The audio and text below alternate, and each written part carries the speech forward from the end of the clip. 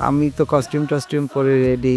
তো অনেক দর্শক, অনেক মানে একদম কাজ করতে পারতেছি না। এরকম একটা সিচুয়েশন। করেন যখন আপনাকে অভিনয় করার জন্য ডাকতো সেটাকে নিয়ে নাকি আপনাকে যে হ্যাঁ বিজনেসম্যান হিসেবে একটা ইভেন্ট আয়োজন করার জন্য অ্যারেঞ্জ করার জন্য ডাকে কোনটা নিয়ে আপনি নিজে বেশি পাওয়ার ফিল করেন? প্রতিদিন ভোর হয়, সূর্য ওঠে, শিশিরের ছোঁয়াতে ফুল ফোটে।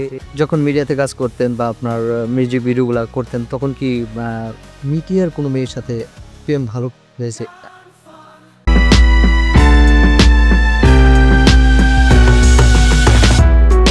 সুপ্রিয় দর্শক, অনেক অনেক প্রীতি ও শুভেচ্ছা জানিয়ে শুরু করছি মুভি বাংলা টেলিভিশনের অনুষ্ঠান ডিজিটাল তারকা। সাথে আছি আমি মোহাম্মদ মানিক খান। আজকে আমাদের স্টুডিওতে অতিথি হিসেবে আমাদের সাথে যুক্ত আছেন ঝলক মাহমুদ। কেমন আছেন ভাই? আলহামদুলিল্লাহ অনেক ভালো আছি। আপনি ভালো আছেন তো? ভাই আলহামদুলিল্লাহ ভালো আছি। তো শুরুতেই আপনার কাছে একটি প্রশ্ন যে আপনি আ মডেল করতেন, একজন জনপ্রিয় একজন মডেল ছিলেন। তো হঠাৎ করেই কিন্তু আপনাকে আমরা হারিয়ে ফেলেছি। তো কেন আপনার এই দীর্ঘ একটা গ্যাপ এটা একটু আমাদেরকে একটু জানাবেন। আসলে এই গল্পটা অনেক যদি বলতে যাই জি। আ অনেক কিছু বলতে হবে। তো আমি এত কিছু আসলে এই চ্যানেলে তো আসলে বলা সম্ভব না। আপনি হয়তো জানেন কিনা আমি জানি না। একটা সময় যখন সিডি চলতো, জি। হ্যাঁ? হঠাৎ করেই কিন্তু সিডিটা বন্ধ হয়ে গেল। এবং তখন আমরা বিভিন্ন কোম্পানির কাজ করতাম এবং চ্যানেলের গানগুলোও করতাম। জি। তো সিডিটা বন্ধ হয়ে যাওয়ার পরেই কিন্তু আমার মানে আ আমাদের মডেলিংটা অফ করে হয়ে গেছে। দিয়েছি। বিকজ কারণ ওইখান থেকে একটা আয়ের উৎস ছিল। জি। যা যখন ওটা বন্ধ হয়ে গেল দেন তারপরে আমি বিজনেস এ ঢুকে গেলাম। জি। এই তো এর জন্য আর কাজ করা হয় নাই। আ মাঝখানে কিছু কাজ করেছি কোম্পানির, ড্রেসের কাজ করেছি। অ্যা এখন তো আমি ইভেন্ট করছি আপনারা জানেনই। কিন্তু সেই পর্বে আমরা পরে যাচ্ছি। তো আপনার এই দীর্ঘ একটা গ্যাপ সেটার কারণটা আপনার আছে? কারণ হচ্ছে এটাই মানে ওটা বন্ধ হয়ে গেল এবং তখন আমার মনটাও খুব খারাপ হয়ে গেল যে না যেহেতু আবার রাত-দিন শুটিং করতাম হঠাৎ করে অফ হয়ে গেল। সিডি সিডিটা বন্ধ হওয়ার পরে তো নতুন প্ল্যাটফর্ম যেটা সোশ্যাল মিডিয়া সেটা আসছে। তো সোশ্যাল মিডিয়াতে না আমি তারপরে আমি বিজনেসে ঢুকে যাওয়ার কারণেই আসলে গ্যাপটা। আর আমি হচ্ছে গিয়ে কি যে একটা কাজ করব, মন দিয়ে কাজ করব এবং প্রপারলি কাজ করব। আমি বিজনেসে সময় দিব, আবার ওখানে সময় দিব। আমাকে দিয়ে আসলে হচ্ছিল না ২ টা একসাথে চালানো। দেন আমি বিজনেসটাকেই আ সময় দিয়েছি বেশি। এজন্য আসলে আবার মিডিয়াটা ছেড়ে দেওয়া। তো মিডিয়াতে আপনার আসার যাত্রাটা কিভাবে শুরু ছিল? হুম। এটা খুব মানে খুবই ইন্টারেস্টিং একটা ঘটনা। সেটা হচ্ছে আমি থিয়েটার করতাম। একটা সময় থিয়েটার করতাম। Motijheel group theatre. ছিল সাদেক বাচ্চুর নাম শুনেছেন ফিল্মের ছিল। উনিই আসলে আমাদের নির্দেশক ছিলেন। তো আমি থিয়েটার করতাম ছোটবেলা থেকেই। তো একদিন আমি মৌচাক মার্কেটে আমি একটা কি কাজে জানি গিয়েছিলাম, আমার ঠিক মনে নেই। জি। তো এক ডিরেক্টর আমার সাথে এমনিতে ডাক দিল আমাকে। বলল, "ভাইয়া তোমার সাথে কি আমি একটু কথা বলতে পারি?" তা আমি একটু মোটামুটি ভয়ও পাচ্ছিলাম। তখন আসলে আমার টিনেজ আ সময়টা। দেন তার সাথে কথা বললাম। সে বলল, "তুমি কি মডেলিং করবা?" তা আমি বললাম যে, "ভাইয়া আমি তো থিয়েটার করি।" পরে আমাকে একটা কার্ড দিল আরকি। কার্ড দেওয়ার পরে উনার অফিস হচ্ছে মগবাজারে। তো মগবাজারে ওই সময়টা আসলে অনেক মিডিয়া অফিস ছিল। জি। তারপর আমি একদিন গেলাম, যেয়ে দেখি উনার অফিসে আসলে অনেক কাজ-টাজ মানে অনেক পোস্টার-টোস্টার তখন মনে হইল যে হ্যাঁ। দেন উনাদের সাথে ১ম আমার হচ্ছে গিয়ে অ্যা একটা মিউজিক ভিডিওর স্টার্টিং হইল। ওখান থেকে ওই একটা মিউজিক ভিডিও খুব মানে খুব নাম করে ফেললো। মানে তখন ওই ভারতীয় বাংলা গানগুলা চলত। জি। অ্যা আপনি জানেন কিনা আমি জানি একটা সময় ভারতীয় বাংলা মানে আমরা সেটাকে এখন বর্তমান সময়ে বলে থাকি যে কভার করা হচ্ছে। মানে যে তখন সেটাকে আপনার আ ভারতীয় সং গুলাকে নতুন করে ভিডিও করে হ্যাঁ, পাবলিশ করতেন। তো ওইটা আমার হিট হয়ে যাওয়ার পরে তো আমাকে নিয়ে রীতিমতো এরকম টানা হেঁচড়া লেগে গেল মানে সব ডিরেক্টররা আমাকে নক করা শুরু করলো। তখন তো বিভিন্ন কোম্পানি ছিল সাউন্ডটেক, সংগীতা, অনুপম। এই কোম্পানিগুলো আমাকে ভীষণভাবে টানা শুরু করলো। তারপরে তো স্টার্টিং আমার আর পিছের দিকে তাকাতে হয়। ছোটবেলা থেকে আপনার কি স্বপ্ন ছিল? প্রত্যেকটা মানুষেরই তো একটা স্বপ্ন থাকে যে ছোটবেলা থেকে একটা লক্ষ্য নিয়ে সে অ্যা বড় হয়, বৃদ্ধি পায়। তো আপনার কি স্বপ্ন ছিল যে মডেলিং করবেন বা অভিনয় জগতে আসবেন এমনটা স্বপ্ন নিয়ে কি ছোটবেলা থেকে বেড়ে ওঠা আপনার? মডেলিং করব সেইটা আসলে আমার কখনোই আ ইচ্ছা ছিল না। আমার ইচ্ছে ছিল আমি ফিল্মে কাজ করব কিংবা নাটক করব। সবসময় স্বপ্ন দেখতাম কোনো গান শুনলে এবং অনেক স্বপ্ন দেখতাম যে আমি একটু ফিল্মের হিরো হব। এই তো ছোটবেলা থেকেই স্বপ্ন, কিন্তু মডেলিং করব এরকম আসলে আমার ইচ্ছা ছিল। সেই স্বপ্নটা কি এখনো কি মনের ভিতরে পুষে রেখেছেন? আহ আসলে আমরা তো আমাদের ব্লাডে, আমার কাছে মনে হয় যে আমার ব্লাডেই আছে আসলে এই অভিনয়, এই গান, এই নাচ। যেকোনো গান শুনলে যেকোনো আ আ যদি এমনি নাচের গান শুনি, এমনিতেই নিজের অজান্তেও নেচে দেই। মানে সেই স্বপ্নটা তার মানে এখনো এখনো হৃদয়ে হ্যাঁ, হ্যাঁ। আর এখন তো ফিল্ম তো নাই। আসলে ফিল্ম হবে কিভাবে? কোনো সিনেমা হল ফিল্মে তো কি নেই। অভিনয় করা হয়েছে কিনা? না, আমার অনেক সময় কথাবার্তা হয়ে দেখা যায় আমি আমি এমন এক বিজনেসে যখন চলে গেলাম, আমার তখন এরকম ফিল্মের ভালো ফিল্মের অফার আসছিল। কিন্তু আমি বিজনেসটায় এত ফোকাস দিচ্ছিলাম, জি, এরপর আর আমার ফিল্মটাও আর করা হয়নি। কয়েকটা ফিল্মে আমার ভালো অফার ছিল। জি। আচ্ছা, সিডি বাজারে যখন আপনি আ গান করতেন, গানে মডেলিং করতেন, তো সেই সময়ে জনপ্রিয় কোন গানটা ছিল আপনার? আমার এখনো একটা গান খুব মানে এই যে TikTok বলেন, আদার্স সাইট গুলো বলেন, আ আমার ওই প্রতিদিন ভোর হয় সূর্য ওঠে, এই গানটা আসলে এখনো পর্যন্ত দেশাত্মবোধক যে গান না দেশাত্মবোধক। প্রতিদিন ভোর হয় সূর্য ওঠে, শিশিরের ছোঁয়াতে ফুল ফোটে, এই গানটা। জি, শিল্পী ছিল কে? আ শিল্পী ছিল এন্ড্রোদা আর হচ্ছে গিয়ে মিতালী। জি। তো এই গানের মডেলিং করতে গিয়ে কোনো স্মরণীয় কোনো ঘটনা কি মনে আছে এই মুহূর্তে? হ্যাঁ, এই গানের শুটিং এ আসলে ওটা আফতাবনগরে করছিলাম। জি, আ এরকম আসলে ওইরকম কোনো স্মৃতি নাই। আসলে অনেক কাজ করেছি তো। জি। কিছু শুটিং এ খুব এরকম অনেক কিছু মনে আছে যেগুলো আসলে মনে পড়লে নিজের অজান্তে হেসে দেই। কিংবা আ একটা ইন্টারেস্টিং ঘটনা বলি, সেটা ২,৫০০ এ একটা শুটিং এ গিয়েছিলাম আমি। জি, মেবি ওটা মমতাজ ম্যাডামের গান ছিল। জি, তো আমি তো কস্টিউম-টস্টিউম পরে রেডি। তো অনেক দর্শক, অনেক মানে একদম কাজ করতে পারতেছি না। এরকম একটা সিচুয়েশন। তো একটা একটা ছেলে, আ বয়স কত হবে? ২৫-২৬, জি। আ ইয়াং ছেলে আমাকে এসে একটা চিমটি দিল। মানে জোরেই চিমটি দিল। আমি না একদম পুরা মানে আ হতভম্ব হয়ে গেলাম যে কি ব্যাপার? আমারে চিমটি দিল। আমি এই তুমি কেন আমার এরকম করলা? পরে বলল দেখলাম আমি মানুষ কিনা আপনি। ভেরি ইন্টারেস্ট নে মানে দর্শকরা আপনাকে আপনার মানুষ হিসেবে আপনার বিবেচনা করে বাস্তবে সামনে পাওয়ার পরে যে হ্যাঁ, এরকম একটা ঘটনা আসলে। এটা আমার জন্য এটা এরকম অনেক স্মৃতি আছে আসলে। জি। সেটাই আসলে দেখা গেল যে আপনাদের যে সময়টা ছিল সেই সময়টা আসলে আপনারা যে কাজ করতেন সেই কাজগুলার একটা মান ছিল, একটা সৌন্দর্য ছিল। এখন সোশ্যাল মিডিয়াতে যে কাজগুলা হচ্ছে সেগুলা আসলে প্রযুক্তিগতভাবে অনেকটা আপডেট। হ্যাঁ, কিন্তু এখন অনেক কিন্তু এগুলা কিন্তু দীর্ঘস্থায়ী না। এখনকার যে কাজগুলা হচ্ছে সেগুলা দেখা গেল যে কালের সাথে হারিয়ে যায়। হ্যাঁ, হয়তো ১ মাস, ২ মাস, ৩ মাস বা ১ বছর সর্বোচ্চ একটা জিনিস ভাইরাল। আপনাদের সময় তো সুপার ভাইরাল ভাইরাল হয়েছে। হয়েছিল না। হ্যাঁ, আমাদের অনেক স্ট্রাগল করতে হয়েছে আসলে। তো একজন অভিনয় শিল্পীর বা একজন মডেল তারকার কোন যোগ্যতা থাকা প্রয়োজন? আসলে মডেলিং করার ক্ষেত্রে বা আপনার অভিনয় করার ক্ষেত্রে কোন যোগ্যতাগুলা থাকা প্রয়োজন বলে আপনি মনে করেন? আসলে আপনি এত সুন্দর একটি প্রশ্ন করেছেন, আমি আশা করছিলাম যে এরকম একটা প্রশ্ন আমাকে কেউ করুক। জি, আসলে মডেলিং কিংবা মডেল, জি, আ একটা মডেলের হওয়া উচিত যে আমি হেঁটে গেলাম, আমি আমি আমি পর্দাতে যাই বা না যাই। জি, একটা মডেলের হওয়া উচিত আমি হেঁটে যাচ্ছি, আমাকে মানুষ দেখছে যে ওয়াও! জি, হ্যাঁ? যে বাই বর্ন যেটাকে বলে। এখনকার ছেলেপেলেরা তো দেখা গেল TikTok এ কিংবা, আমি ছোট করে বলছি না যে টিকটকাররা খারাপ, আমি নিজেও TikTok করি। জি, তো একটা মডেলের সবসময় মানে আপনি আমাকে ফলো করবেন যে জি, এটা একটা মানে আমার পরিচয় দেওয়া লাগবে না যে আমি মডেল। আমার সব কাজ-কামে, আমার ড্রেস আপ এ আপনি বুঝতে পারবেন যে আসলে ও মডেল। আমার কিন্তু আমার কথা হচ্ছে যে মডেলিংটা, মডেল বললেই যে আমি মডেল হয়ে গেলাম। কারণ এখন যে কেউ একটা গান করে নিজেকে মডেল দাবি করে। জি। এটা কিন্তু আসলে মানে মডেল না। কি যোগ্যতাগুলা তার থাকবে? যোগ্যতা অবশ্যই সে স্মার্টলি কথা বলতে জানতে হবে জি, এবং তার ড্রেস সেন্স থাকতে হবে জি, এবং একটা মডেলের নাচ বলেন, গান বলেন, অভিনয় বলেন, এরকম সব যোগ্যতা থাকতে হবে। তাহলেই সে একটা প্রপারলি একটা মডেল। আমার কাছে মনে হয় এটা। তো একজন মডেল আপনার যদি হতে চায়, যে কেউ আপনার ইচ্ছে করলে কি হতে পারবে? সেটা কি সম্ভব?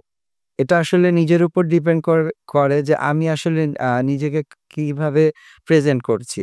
এখন আমি যদি এখন আপনার ভিতরে কোনো যোগ্যতাই নাই কিন্তু আপনি মডেলিং করতে এটা তো চাচ্ছেন। বর্তমান সময়ে তো হচ্ছে। আপনার টাকা খরচ করলে দেখা গেল যে সিনেমার হিরো পর্যন্ত হওয়া যাচ্ছে বা হয়ে আসতেছে। সেটা কিন্তু যোগ্যতার বিষয়টা কিন্তু আসতেছে না। হ্যাঁ, আপনি ওই যে একটু আগে একটা কথা বললেন না? জি, যে, আপনাদের সময় আসলে যে গানগুলো ছিল, জি, যে আ হয়তোবা এখনকার যেরকম ক্যামেরার যেরকম অনেক, অনেক ভালো কাজ কিংবা একটু কিছু করলেই ভাইরাল হয়ে যায়, আপনাদের সময় এটা ছিল না। জি। এটা আপনি বললেন না? তো এই তো টাকা হলেই যদি মডেল হওয়া যেত তাহলে তো সবাই মডেল হয়ে যেত।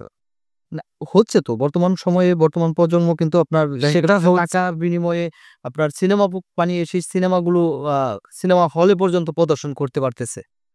সেটা তো করছে কিন্তু ১ টা ২ টার মধ্যেই কিন্তু সীমাবদ্ধ। সারা এই যে আমি এত বছর পর আপনি আমাকে দেখেছেন। জি, আমি এমন কিছু করেছি বলেই আপনি হয়তোবা আমার নামটা কখনো না কখনো শুনেছেন। জি। তো আপনি কি সে যে টাকা দিয়ে সিনেমা বানিয়েছে আপনি আপনি তাকে হয়তোবা একবার আনবেন। কিংবা পরে উনি হারিয়ে যাবে। এটা এরকম মানে কি বলে ওই যে কি এটাকে আমি কথাটা ভুলে গেছি যে ঝড়ের মতো আসে, ঝড়ের মতো চলে যায়। জি। বুঝতে পেরেছেন? এরা হচ্ছে ঝড়। তো এই যে টাকার বিনিময়ে যারা আসতেছে, আপনি বলতেছেন যে ঝড়ের মতো চলে যাচ্ছে। তো এখানে তো অনেকে তো আবার এস্টাবলিশ করতেও হ্যাঁ, পারতেছে। তাদের হয়তোবা কোয়ালিটি আছে। মানুষ হয়তো দেখছে বিধায় তারা টিকে আছে। জি। তো এই যে বর্তমান যে সোশ্যাল মিডিয়াটা, এই সোশ্যাল মিডিয়া আর আপনাদের সময়ে যে সিডি বাজারটা ছিল, ২ টার মধ্যে যতটুকু এখন কতটুকু ভাইরাল হয়ে যাব। আর এটা আসলে ওই সময়টা ছিল একরকম। এখন তো মানুষের মোবাইলেই টেলিভিশন। আপনি একটা সুন্দর একটা কিছু করে আপনি ছেড়ে দিলেন। আপনারা আরেকটা ডিরেক্টরের কাছে যাওয়া লাগছে না। এখনকার ছেলেপেলেদের এই একটা ধারণা। জি, তাদের কোনো থিয়েটারও করা লাগতেছে না। তাদের নাচও শেখা লাগতেছে না। তাদের ফাইটিংও শেখা লাগতেছে না। গানও শেখা লাগতেছে না। তারা এমনিতেই নিজেরা মনে করে আমি এটা দেখলেই তো হাজার, হাজার লাখ, লাখ ভিউ। কিন্তু উনারা এইটা চিন্তা করে না যে আসলে আমি যে একটা শিল্পী হব, আমার একটা জিনিস শেখা উচিত। যেমন আমি স্কুলে যাবো। জি। আমি এসএসসি পাস করব। তারপরে আমি হয়তোবা ডাক্তার, আমি যেই সেক্টরে যাই। প্রত্যেকটা জিনিসের একটা সিস্টেম আছে। এখনকার ছেলেপেলেদের কোনো সিস্টেমেটিক কিন্তু নাই। সরি আমি এটা না বলে পারলাম না আসলে। অনেক ভাল লাগলো আপনার সাথে কথা বলে। যাবো ছোট্ট একটা বিরতিতে। দর্শক, আ ফিরছি আমাদের অতিথিকে নিয়ে। কোথাও যাবেন না। ফিরছি ছোট্ট একটা বিরতি করে।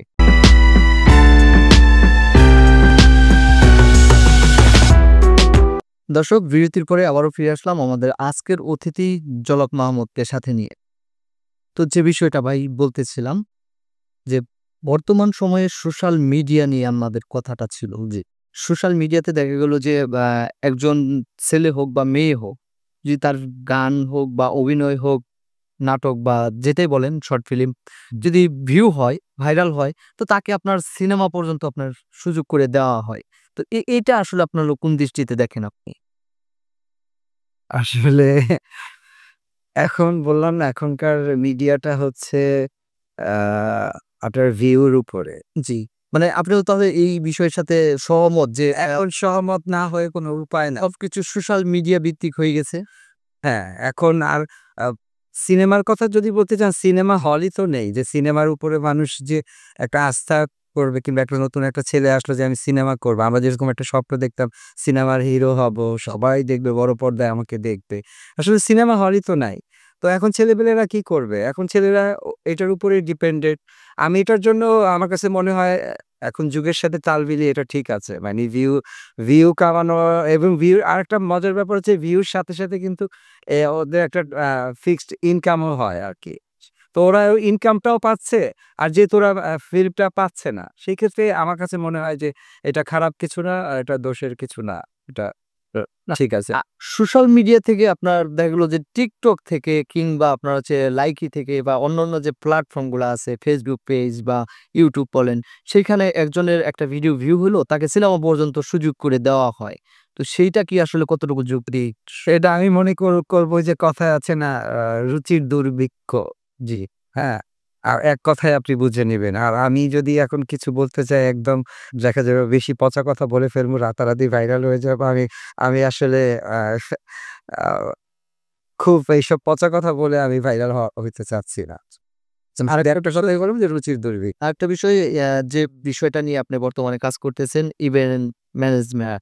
তো এই বিষয়গুলার সাথে আসলে কিভাবে জড়িয়ে গেলেন? এবং আপনার হচ্ছে এখানে যতটুকু আমি জানতে পেরেছি বা দেখতে পেরেছি যে আপনি যারা মিডিয়ার সাথে সম্পৃক্ত বা সিনেমা রিলেটেড বা আ এক কথায় গেলে যে মিডিয়ার সাথে সম্পৃক্ত যারা তাদের ইভেন্টের কাজগুলাই আপনি বেশি করে থাকেন।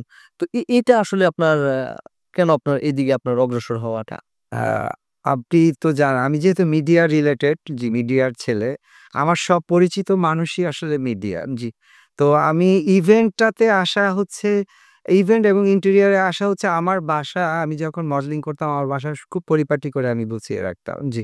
খুব সুন্দর, সুন্দর ফার্নিচার করতাম। তো অনেক বাসায় তো এরকম বিভিন্ন পার্টি হতো, বার্থডে পার্টি আমার অনেক সব ফ্রেন্ডরা আসতো, মিডিয়া রিলেটেড সব লোকজনরা আসতো। জি। তখন আমার জিনিসগুলো, আমার ঘরের জিনিসগুলো খুব পছন্দ করত। জি, তো যে ঝলক এটা কোথা থেকে করেছো? ক কিভাবে করেছো? কিংবা আমার কাছ থেকেই দেখা গেল কিনেই নিত। ওই যে একটা আমার একটা আ আ চোখ খুলে গেল যে আমি যেহেতু এটা সবাই পছন্দ করছে আমার ডিজাইনটাকে, দেন তখন আমি আ আ এক নামকরা এক সেলিব্রিটির আমি বার্থডে করলাম। ইভেন্টটা করলাম। ওটা আমার স্টার্টিং। জি। এভাবেই আস্তে, আস্তে আমি আসলে ইভেন্টে খুব নাম করে ফেলছি আপনাদের দোয়ায়। জি। তো এ পর্যন্ত আপনার কতগুলা ইভেন্টের কাজ আপনি করেছেন? এই সেলিব্রিটি যারা তাদের? সেলিব্রিটি আপনি আ আ এমন কোন সেলিব্রিটি নাই যে আমি ওনার ইভেন্ট করি নাই। আপনি আমাকে যেকোনো নাম বলতে পারেন, আমি বলতে পারব যে উনার ইভেন্ট করেছে কে। সকল ইভেন্ট গুলো আপনি করেছেন। আমি আপনি ছাড়া কি অন্য কোনো ইভেন্ট অ্যারেঞ্জার নাই? হ্যাঁ, আছে। আছে আছে কিন্তু ওই মিডিয়া রিলেটেড কেউ এরকম নাই আমার আমার মতো। আমি যেহেতু অ্যা মডেল ছিলাম, যেহেতু আমাকে সবাই চেনে এবং আমার জিনিসগুলো আমি যেটাই দিই মোটামুটি ভাইরাল হয়। মানে মিডিয়ার যেহেতু আমি নায়িকাদের সাথে কাজ করি। লাস্ট মাহিয়াপুর বেবির বার্থডেটাও আমার করা। তো এরকম আ আর আ এই আপুদেরকে তো সবাই চেনে। তো উনাদের পেজগুলাও মানুষ দেখে। যে কে করলো এত সুন্দর ইভেন্টটা। তো তখন আপনার সেই প্রচার মাধ্যম থেকে কি আসলে আপনার এই ভাইরাল হওয়া বা আপনার হচ্ছে এই আপনার নামটা আ নাহলে সেটা ইয়াতে তো আছেই কিন্তু যারা ইয়া সেলিব্রিটি আছে তাদের যে ইভেন্ট গুলা সেগুলা দেখা গেল যে আ মাহিয়া মাহির কথা বললেন, তারটা করেছেন, তারটা দেখে আপনার হচ্ছে আরেকজনে আপনার হচ্ছে আরেক সেলিব্রিটি করতেছে। এমন ভাবেই তো বোধহয় হ্যাঁ, এমনভাবেই আসলে ওই জেনে যায় যে আসলে ঝলকে এত সুন্দর কাজ করে। ঝলক ডিরেক্ট ফোন দেই যে আমার অমুক তারিখে আমার একটা প্রোগ্রাম আছে তুমি এটা করে দাও। জি, এভাবেই আসলে ভাইরাল হয়ে গেছি। তো আপনিও মিডিয়া রিলেটেড যাদের কাজগুলাও করেন তারাও মিডিয়া রিলেটেড। তো মিডিয়া রিলেটেড যারা আছে তাদের জন্য কত পার্সেন্ট ছাড় দেন আপনি? আমি একটু ছাড় দেই। কত পার্সেন্ট সেটা? ছাড় দেই কত 10% বিকজ আমার মার্কেটিংটা খুব হয়।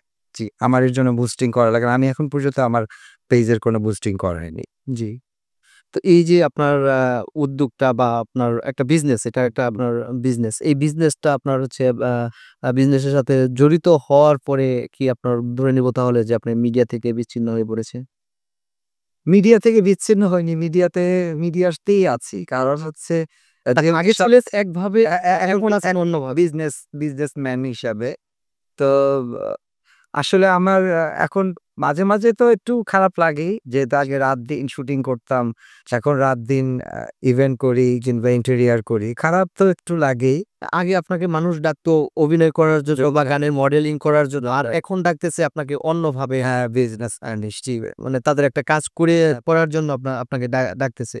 তো এইখান থেকে আপনার হচ্ছে কোন বিষয়টাকে নিয়ে আপনি বেশি প্রাউড ফিল করেন? যখন আপনাকে অভিনয় করার জন্য ডাকতো সেটাকে নিয়ে? নাকি আপনাকে যে হ্যাঁ, বিজনেসম্যান হিসেবে একটা ইভেন্ট আয়োজন করার জন্য এরেঞ্জ করার জন্য ডাকে, কোনটা নিয়ে আপনি নিজে বেশি প্রাউড ফিল করেন? আসলে ২ টা ২ প্ল্যাটফর্ম। জি। মডেলিংটা হচ্ছে দর্শকরা দেখে হচ্ছে নাচ, গান, অভিনয়। আর এটা হচ্ছে বিজনেসটা হচ্ছে শুধুই বিজনেস। জি। তো এই কাজটায় অনেক সম্মান। জি। আমার ইভেন্টের অনেক সম্মান। যাদের কাজ করি তারা আমাকে অনেক রেসপেক্ট করে এবং অনেক সম্মান করে এবং য য দা আমরা তো ওই যে কি বলে ওনাদের বাইটগুলা নিচ্ছি যে আপু তোমার এই কাজটা কেমন লাগলো, আপনি পেজে দেখলে বুঝতে পারবেন। তখন ওটাও অনেক মানে অনেক ভিউ হয়, ভাইরাল হয়। ওটাও তো একটা প্ল্যাটফর্ম, ওটাও আমার কাছে অনেক সম্মান। ওই প্ল্যাটফর্ম থেকে কি আপনার ইনকাম হচ্ছে না? ওই প্ল্যাটফর্ম থেকে তো অবভিয়াসলি ইনকাম হচ্ছে। জি। তাহলে আপনার হচ্ছে ২ টা প্ল্যাটফর্ম নিয়ে আপনি কাজ করতেছেন। আমরা বলতে পারি। ২ টা প্ল্যাটফর্ম, হ্যাঁ বলতে পারেন। তো কোন প্ল্যাটফর্ম থেকে আপনার সফলতা বেশি পাচ্ছে? আমি সফলতা পাচ্ছি হচ্ছে বিজনেস দিয়ে। বিজনেস দিয়ে। তো বিজনেসটাকে প্রসারিত করতে গিয়েই তো ওই প্ল্যাটফর্মটা আপনি দাঁড় করিয়ে ফেলেছেন। এভাবেই তো মানুষ আসলে বৃদ্ধি করে। যাই হোক, আ কথায় মাইন্ড করবেন না। যদিও বা আপনার হচ্ছে কথাগুলা যদিও আপনার হচ্ছে আর্থিক বিষয়ে আপনার চলে যাচ্ছে। যে যাই হোক, হ্যাঁ, কোনো সমস্যা নেই। ইনকাম কত বা ইনকামিং সোর্সটা কিভাবে হচ্ছে সেগুলো আমি আসলে বের করে ফেলতেছি। যাই হোক, আপনার হচ্ছে চিন্তার কোনো কারণ নাই। ইনকাম ট্যাক্স অফিস থেকে আপনাকে হ্যাঁ, ধরে তো যাবে, ফেরত যাবে না। তো আ আরেকটা বিষয়, এখন আপনার আগামী দিনের পরিকল্পনাগুলা কি? আপনার ইভেন্ট নিয়ে বা আপনার হচ্ছে মিডিয়া নিয়ে ২ টা তো ২ জায়গা থেকে আপনি যেহেতু বললেন যে দেখতেছে। তো ২ টা নিয়ে আপনার পরিকল্পনাটা কি? ২ টা নিয়ে পরিকল্পনা আমি আমি আমার স্টুডিও ছিল, ফটোশুটের স্টুডিওটা অফ করে দিয়েছি। আবার নতুন করে চালু করছি স্টুডিওটা। আর হচ্ছে আমি এমন একটা আ বিজনেস সাথে জড়িত যেটা আসলে মিডিয়া রিলেটেড যেহেতু। তো আমি আ একটা হাউস করতে চাই যেটাতে মানুষ বিয়ে করার পরে যে হানিমুনে যায় কিংবা বিয়ের স্টার্টিং শুরু হয় মেকআপ থেকে শুরু করে, ড্রেস থেকে শুরু করে। আমি পুরো একটা হাউস করতে চাই যে একদম হানিমুন করে আমার হাউস থেকে বের হবে। জি। মানে ভালো একটা উদ্যোগ। এই ধরনের উদ্যোগ বোধহয় আমাদের দেশে আছে। আমার জানা নাই যে আসলে আপনার হচ্ছে একেবারে বিয়ে থেকে শুরু করে হানিমুন পর্যন্ত একটা প্যাকেজ থাকা সেটা আপনার মনে হয় না আমার যে না, বাংলাদেশে আছে। ফেসবুকে আমি তো বলেই দিলাম দর্শকদের সামনে।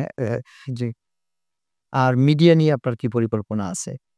মিডিয়া নিয়ে সত্যি কথা বলতে আমার ফিল্মে অবশ্যই কাজ করার ইচ্ছে আছে। যদি সিনেমা হল আবার হয়, আমার ভিলেনে কাজ করার খুব ইচ্ছে।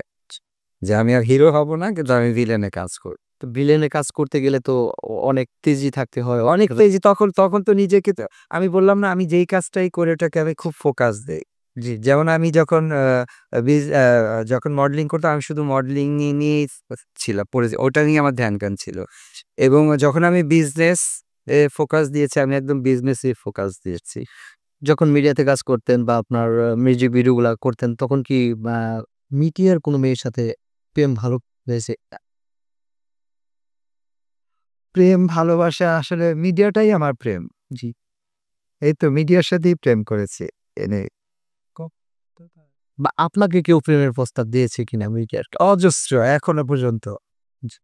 তো এখন পর্যন্ত প্রেমের প্রস্তাব পেয়ে যাচ্ছেন। তো সেটা আপনার হচ্ছে আপনি কোন যোগ্যতার বলে পাচ্ছেন বলে আপনি মনে করেন? আমি মনে করি যে আমার কাজ দেখে মানুষ প্রেমে পড়ে যায়। জি। যে এই মানুষটার কাজ যদি এত সুন্দর হয়, তাহলে এই মানুষটার মনটা জানি কেমন হয়। সর্বোপরি দর্শকদের উদ্দেশ্যে আপনার কি বলার আছে? আমি দর্শকদের উদ্দেশ্যে বলতে চাই, আমার জন্য বেশি, বেশি দোয়া করবেন। যাতে আপনাদের সুন্দর, সুন্দর কাজ আমি উপহার দিতে পারি। এবং মুভি বাংলা টেলিভিশনের জন্য অনেক, অনেক, অনেক, অনেক ধন্যবাদ যে আমাকে মনে করেছে ওনাদের চ্যানেলের জন্য। Lots of thanks. আপনাকে অসংখ্য ধন্যবাদ। দর্শক, দেখতে, দেখতে অনুষ্ঠানের একেবারেই শেষ প্রান্তে চলে এসেছি। আজকের মতো বিদায় নিব। আবারও দেখা হবে আগামী পর্বে নতুন কোনো অতিথিকে নিয়ে। সে পর্যন্ত ভালো থাকবেন, সুস্থ থাকবেন। আল্লাহ হাফেজ।